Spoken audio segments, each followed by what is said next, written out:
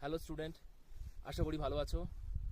আজকে এসে পড়েছি হিমালয়ের একেবারে নর্থ পার্ট, অথবা বলতে পারো গ্রেটারের খুবই কাছাকাছি।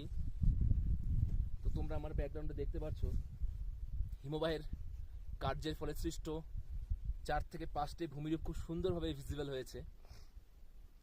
এবং সবার প্রথমেই একদম এই কর্নারে আছে পিরামিড চূড়া বা হর্ন, দেন সার্ক কারি এরিটি খুব সুন্দরভাবে ভিজিবল হচ্ছে। এবং যারা জিওগ্রাফি স্টুডেন্ট তারা এই ব্যাকগ্রাউন্ড দেখলেই বুঝে যাবে কোনটা সার্ক কারি এরিটি। এখন আমার পক্ষে তো সেটা পসিবল না ওখানে গিয়ে বসে দেখানোর। যাই হোক, খুব সুন্দর একটা এক্সপিরিয়েন্স বা অভিজ্ঞতা বলতে পারো। এবং আমার নিজেরও খুব ইচ্ছা ছিল স্টুডেন্টদেরকে এই তোমার হিমবাহের কার্যের ফলে সৃষ্ট ভূমিরূপগুলি দেখানোর একদম সামনাসামনি। তো আজকে আমি এই কাজটা করতে পেরে খুবই